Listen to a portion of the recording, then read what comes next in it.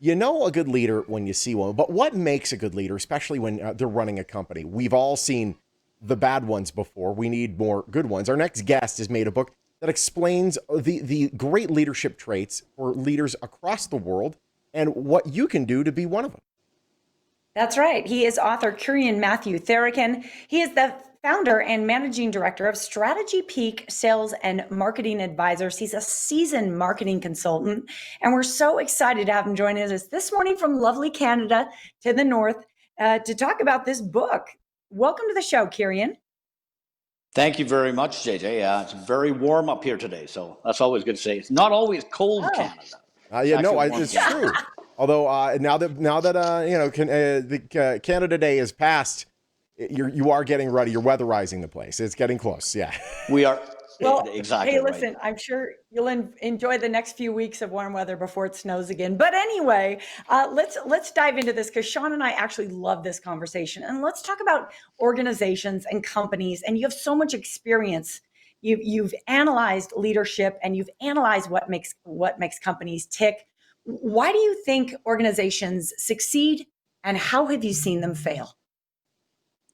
The primary reason organizations succeed or fail is because their stories succeed or fail. And so leadership, you can talk about great leaders and such, but if you think about it from the perspective that if you have a great leader with a poor story, they actually become a poor leader.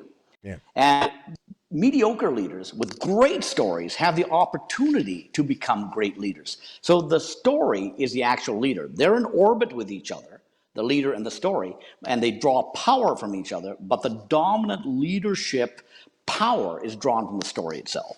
Interesting. Let's talk. Let's say three crucial stories that leaders got to tell, because right now is a weird time for a lot of industry. How to survive in 2020 and thrive in 2021. What are the stories that you think are absolutely crucial for these businesses? So there are 7 stories. So the book itself is divided into 2 standalone sections. The first part is all about culture. The second part is the stories that you have to infuse the culture with. Mm-hmm. The 3 primary stories that a leader has to tell their people today to survive and thrive in 20 and 21 are the following. 1, the enemy we face. So the enemy we face can be any challenge or any circumstance that you have to overcome. It doesn't have to be an individual or a group or a country or anything like that. It is something that we have to overcome. The second thing is, and this is a very powerful one, it is the mighty winds. And the mighty winds is all about the macro trends in the environment that don't care who believes in them or doesn't believe in them. It is all about things that are going to happen with or without us. So global warming is a macro trend that doesn't care who believes in it. And the only thing that a leader can do is adapt their story to take advantage of the power in that trend. So what will happen with macro trends is it will create automatically winners and losers. You want to be on the winning side.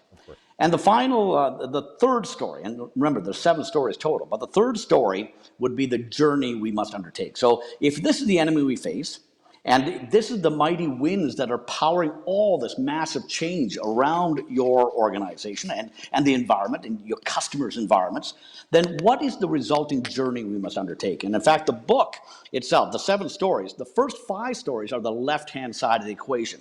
And so the 5th story is that journey we must undertake. And that's the 6th story.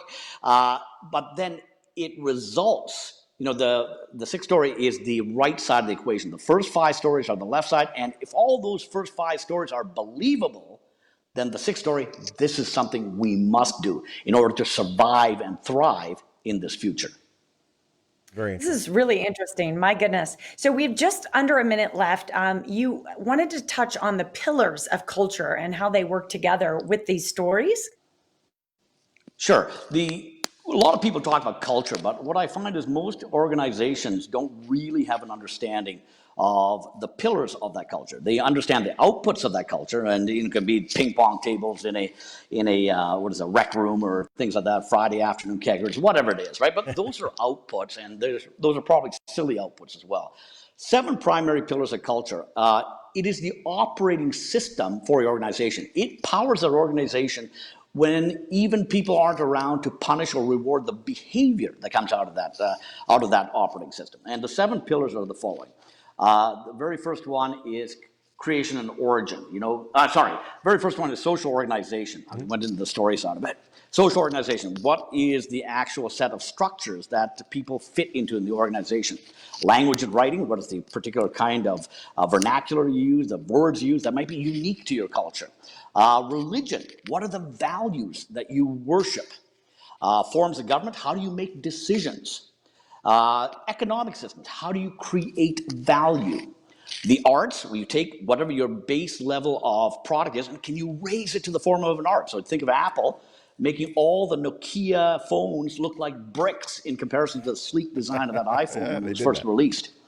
And they did that. And final one is customs and traditions. What are things that you do on a regular basis to reinforce the particular values and belief systems of that culture? And when you understand these 7 pillars, you're able to create an operating system that powers the organization forward, even when there's no one to reward or punish the behaviors that are coming out of the outcome. Your people just do things naturally. No question. Really quickly, before we go, I know that there are people out there that would like to become better leaders.